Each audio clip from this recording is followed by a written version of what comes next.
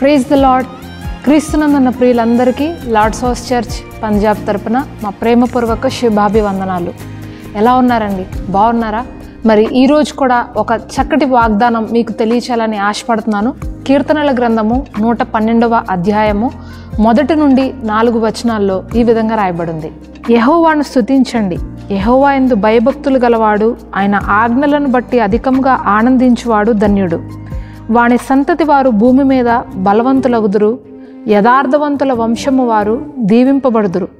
కలిమియు సంపదయు వాని ఇంట నుండును, వాని నీతి నిత్యము నిలుచును. యథార్థవంతులకు చీకటిలో వెలుగు పుట్టును, వారు కటాక్షమును వాత్సల్యతయు నీతియు గలవారు. హల్లెలూయా. యథార్థత అంటే మరొక మాటలో చెప్పాలంటే పసిపిల్లల హృదయం అండి. ఎవరికైతే పసిపిల్లల హృదయం ఉంటుందో అంటే కల్మషము లేకుండా, ఎలాంటి అసూయ, కోపము, ద్వేషము, స్వార్థపూరితమైనటువంటి మనస్సు ఎవరైతే లేకుండా ఉంటారో వాళ్ళని యథార్థవంతులు అని ఇక్కడ వాక్యం సెలవిస్తుందండి. యథార్థవంతులు అంటే దేవునికి చాలా ఇష్టం అండి. యథార్థవంతులకి దేవుడు చాలా సమీపంగా ఉంటాడు.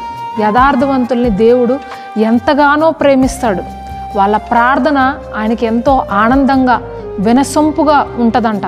ఎందుకంటే వాళ్ళ హృదయంలో ఏది పెట్టుకోరు, ఎవరిపైన ద్వేషం పెట్టుకోరు, ఎవరిని కూడా ద్వేషించరు. ఎవరైనా ఏదన్నా అన్నా తప్పు లేకపోయినా సరే ఇతరులు చాలామందిని ద్వేషిస్తుంటారు. తప్పు లేకపోయినా సరే వాళ్ళపైన నిందలు వేస్తుంటారు.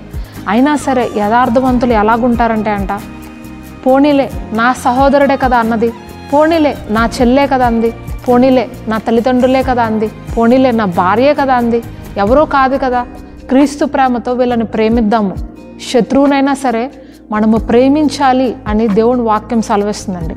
అటువంటి వారిని దేవుడు ఎంతగానో ఇష్టపడతాడంట. వాళ్ళ హృదయంలో ఏది పెట్టుకోకుండా దేవుడి వద్ద క్లీన్ హార్ట్తో, పూర్ణ హృదయంతో వచ్చి వాళ్ళు ప్రార్థించినప్పుడు వాళ్ళ ప్రార్థన ఒక ఇంపైన సువాసన వలె, ఒక ఇంపైన ధూపము వలె దేవుని సన్నిధికి అలాగే వెళ్ళిపోతుందండి. రోజు వాళ్ళు చేసే ప్రార్థన వినడానికి ప్రభువే ఇష్టపడతాడు. అలాంటి వాళ్ళ నోట నుండి వచ్చే మాట కొరకు ఆయన ఆసక్తిగా ఎదురు చూస్తాడంట. నా కుమార్తె ఎప్పుడు నా దగ్గరికి వస్తుంది, నా కుమారుడు నా దగ్గరికి ఎప్పుడు వస్తాడు అని ఆయన ఆశతో కనిపెడుతూ ఉంటారట. హల్లెలూయా. నాకు ఈ మాటలు చెప్తున్నప్పుడు బైబిల్లో ఉన్నటువంటి యోబు భక్తుడు జ్ఞాపకం వస్తున్నారండి. యోబు భక్తుడు ఆయన జీవితంలో లేనిదంటూ లేదు. పశువులు, సంపద, కీర్తి ప్రతిష్టలు, పిల్లలు, భార్య, అన్ని భోగ భాగ్యాలతో ఆయన తులతూగుతున్నాడు. అయితే అదే సమయంలో అకస్మాత్తుగా ఆయన ఏవైతే ఉన్నాయో అన్నింటినీ కోల్పోయాడు ఒకానొక దినమున. అయితే తన భార్య వచ్చి ఈ విధంగా చెప్తుంది, నువ్వు ఇంకా నీ యథార్థతను విడిచిపెట్టవా, దేవుణ్ణి దూషించి మరణము కమ్ము అని చెప్పినప్పుడు యోబు అంటున్నాడు, దేవుని నుండి కేవలం మేలేనా, కీడుని నేను స్వీకరించకూడదా, మూర్ఖురాలు మాట్లాడినట్టు నువ్వు మాట్లాడద్దు అని చెప్పినప్పుడు పరిశుద్ధాత్మ దేవుడు ఆయన గురించి ఒక చక్కటి మాట బైబిల్లో రాయించారండి. అదేంటంటే యోబు నోటి మాటలతో కూడా తప్పుగా మాట్లాడలేదంట. యోబు నోటి మాటల్లో కూడా దోషమే లేదంట. హల్లెలూయా. ఎంతమందికి ఉంటుందండి ఇట్లాంటి హృదయం? ఎంతమందికి ఇలాంటి మనస్సు ఉంటుంది? దేవుడి నుండి ఒక చిన్న శ్రమ వచ్చినప్పుడు మన యొక్క ఇరుగు పొరుగు వారి దగ్గర నుండి కానీ, మన యొక్క రక్త సంబంధికుల దగ్గర నుంచి కానీ, మన భర్త నుంచి కానీ, భార్య నుంచి కానీ చిన్న తిరస్కరణ, చిన్న కోపం పుట్టించే మాట వచ్చినప్పుడు వెంటనే ముక్కు మీద కోపం ఉంటుంది చాలామందికి. నన్ను అంటావా, ఎంత ధైర్యం నీకు, నేనేం తప్పు చేశానని, నా గురించి నువ్వు ఎలా మాట్లాడగలుగుతున్నావు అని మొట్టమొదట అక్కడ ఎదురుకుండా ఉన్న మనిషిని తిట్టుకుంటారు. వాళ్ళు పక్కకు వెళ్ళిపోయిన తర్వాత దేవుణ్ణి కూడా తిట్టుకుంటారు. దేవుని పట్ల హృదయంలో ఎంతో సణుగుతారు, గొణుగుతారు. ఎందుకు ప్రభువా నన్ను ఈ విధంగా వీళ్ళ ద్వారా తిట్టిస్తున్నావు, ఎందుకు ప్రభువా నేనేం తప్పు చేశానని వీళ్ళ ద్వారా నాకు ఇలాంటి శ్రమలు, పోరాటాలు తెప్పిస్తున్నావు, నేను నిన్ను ఆరాధిస్తున్నాను కదా, నేను నీ కొరకు ప్రార్థిస్తున్నాను కదా, నా జీవితంలో ఎందుకు ఇలాంటి శ్రమలు నువ్వు అనుమతిస్తున్నావు అని వెంటనే దేవుడి పైన కూడా సనుగుడు, గొనుగుడు మనసు చాలా మందిలో వచ్చేస్తుందండి. అయితే యోబట తన నోటి మాటలతో కూడా ఒక్క దోషమైనటువంటి మాట కూడా పలకలేదు అని పరిశుద్ధాత్మ దేవుడే బైబిల్లో సాక్ష్యాన్ని ఇస్తున్నారు. హల్లెలూయా. అయితే ఇక్కడ యథార్థవంతులకు వచ్చే ఒక గొప్ప ఆశీర్వాదాన్ని కీర్తనకారుడు రాశాడు. అదేంటంటే కలిమియు సంపదయు వాళ్ళ ఇంట్లో ఉంటుంది. ఈరోజు మీరు ఎలాంటి కొరతతో బాధపడుతున్నారు? ఇంట్లో డబ్బు లేదా? కలిమికి బదులు లేమితో మీరున్నారా? సంపదకు బదులు ఆర్థికపరమైనటువంటి ఇబ్బందులతో, అప్పులతో, కష్టాలతో ఉన్నారా మీరు? అయితే ప్రభు అంటున్నారు, నీవు యథార్థంగా కనుక నా సముఖంలో నడుచుకుంటే, యోబు వలె ఓర్పుతో సహనంతో నీ ఎదుట ఉన్న ప్రతి పరిస్థితిని నువ్వు తట్టుకుని కనుక నడిచినట్లయితే నీ ఇంట్లో కలిమి సంపద అనేది ఉంటుంది.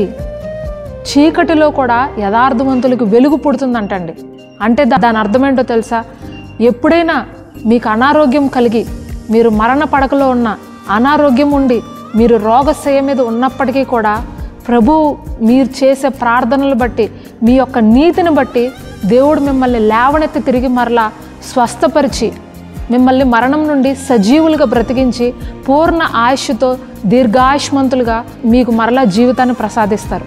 హిజ్కియా భక్తుడికి నువ్వు మరణించబోతున్నావు కనుక నీ ఇంటి నువ్వు చక్కబెట్టుకొని యెషయా ప్రవక్త వచ్చి చెప్పినప్పుడు హిజ్కియా వెంటనే దేవుడి వైపుకు తిరిగి, ప్రభువా నేను చేసిన మంచి పనులు ఒక్కసారి జ్ఞాపకం చేసుకో ప్రభువా అని చెప్పినప్పుడు హిజ్కియాకి తిరిగి మరలా 15 సంవత్సరాల ఆయుష్ని దేవాది దేవుడు అనుగ్రహించారంట. యోబు కూడా నీతిగా యథార్థతగా తన అనారోగ్యంలో తన అన్ని పోగొట్టుకున్నప్పుడు కూడా ఆయన యథార్థంగా ఉన్నందుకు గాను ఆయన పోగొట్టుకున్న వాటికి ప్రతిగా 2 ఆశీర్వాదాన్ని ప్రభువు ఆయనకు అనుగ్రహించారంట.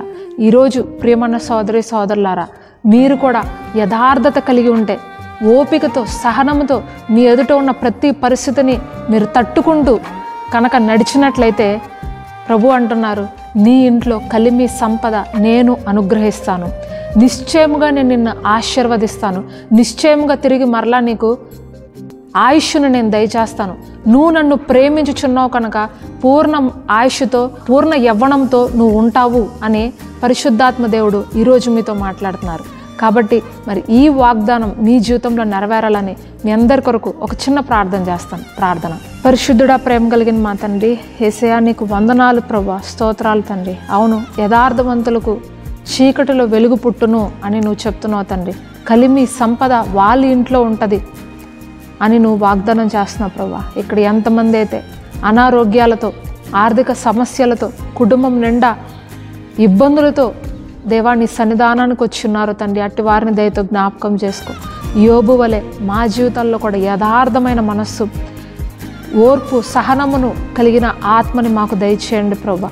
మంచి మనస్సాక్షిని ఇక్కడున్న మా ప్రియులందరికీ మీరు దయచేయమని వేడుకుంటూ వారి జీవితంలో నీ యొక్క ఆశీర్వాదంను, నీ దీవెన మెండుగా కుమ్మరించమని ప్రార్థన యేసుక్రీస్తు అతి పరిశుద్ధ నామంలో అడిగి వేడుకొంచున్నాం పరమ తండ్రి. ఆమేన్. ఈ వర్తమానం మీకు ఆశీర్వాదకరంగా ఉందా? అయితే తప్పకుండా కమెంట్ చేయండి, ఇతరులకు షేర్ చేయడము మర్చిపోకండి. అదేవిధంగా ఇక్కడ జరుగుతున్నటువంటి పరిచర్య కొరకు, మందిర నిర్మాణ పనుల కొరకు కూడా మీ అనుదిన ప్రార్థనలో జ్ఞాపకం చేసుకోండి. ప్రభు మిమ్మల్ని ప్రేరేపిస్తే ఇక్కడ ఎన్నో నిర్మాణ పనులు జరగాల్సిందండి. దానిలో కూడా మీరు ఆర్థికంగా మాకు సహకారాన్ని అందించమని క్రీస్తు నామం పేరట మిమ్మల్ని అందరినీ ప్రేమపూర్వకంగా కోరుచున్నాను. God bless you. దేవుని ప్రేమ, ఆయన కాపుదల మీకు మీ కుటుంబాలకు ఎల్లప్పుడూ తోడుగా ఉండి నడిపించును గాక. ఆమేన్.